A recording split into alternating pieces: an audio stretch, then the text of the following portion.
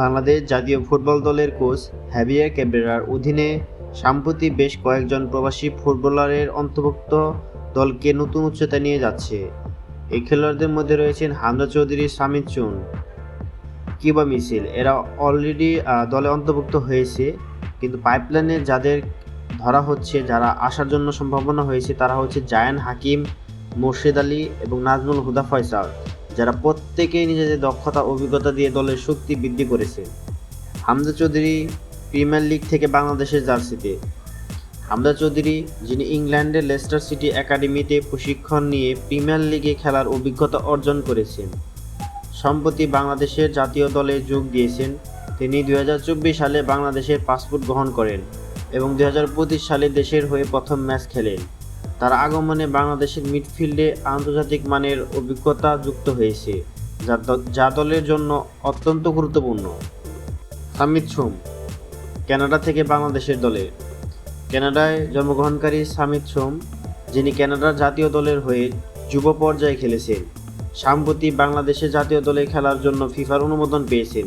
তিনি বর্তমানে কানাডার ক্যাভালিরি এফসিতে খেলেছেন এবং তার অভিজ্ঞতা বাংলাদেশের মিডফিল্ডে নতুন মাত্রা যোগ করবে।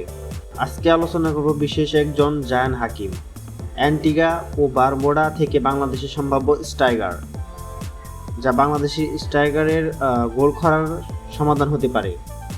জায়ান হাকিম, যিনি ইংল্যান্ডে জন্মগ্রহণ করেছেন এবং বর্তমানে অ্যান্টিগা ও বারমুডা জাতীয় দলে হয়ে খেলেন, বাংলাদেশের জাতীয় দলে যোগ দেওয়ার সম্ভাবনা নিয়ে আলোচনা রয়েছে।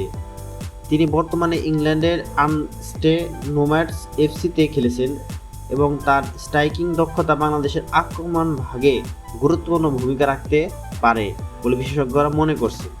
মোর্শেদ আলী, তরুণ ডিফেন্ডার। মোর্শেদ আলী, যিনি বাংলাদেশের ফোর্টিস এফসিতে খেলছেন, দেশের প্রতিভাবান তরুণ ডিফেন্ডারের মধ্যে অন্যতম একজন হচ্ছে মোর্শেদ আলী।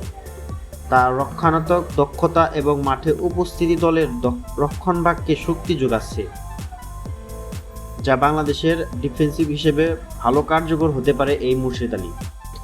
নাজমুল হুদা ফয়সাল, অনূর্ধ্ব-19 দলের অধিনায়ক। নাজমুল হুদা ফয়সাল বাংলাদেশের অনূর্ধ্ব-19 দলের অধিনায়ক হিসেবে সাম্প্রতিক সাব অনূর্ধ্ব-19 চ্যাম্পিয়নশিপে দলের ফাইনালে পৌঁছাতে গুরুত্বপূর্ণ ভূমিকা পালন করেছেন। তিনি একটি গোল করেন এবং আরেকটি গোল সহায়তা করেন, যা দলের জয়ে সহায়তা হয়। আমরা দেখতে পারি যে নেপালের বিপক্ষে বাংলাদেশের দুর্দান্ত জয় আসে নাজমুল হুদার ক্যাপ্টেন্সি এবং তার অ্যাসিস্ট এবং গোলের মাধ্যমে। ইনি হতে পারে বাংলাদেশের পরবর্তী চয়েস। এই খেলোয়াড়দের অন্তর্ভুক্তি বাংলাদেশের জাতীয় দলের জন্য একটি নতুন যুগের সূচনা করেছে।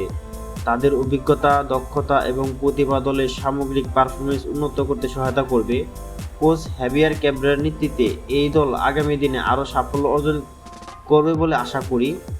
এরকম আপডেট নিউজ পেতে অবশ্যই আমাদের চ্যালেঞ্জ গণ ভয়েসটি সাবস্ক্রাইব করবেন এবং পাশে থাকা বেল আইকনটি বাজিয়ে দিবেন, যাতে পরবর্তী ভিডিও নোটিফিকেশনে পেয়ে যান।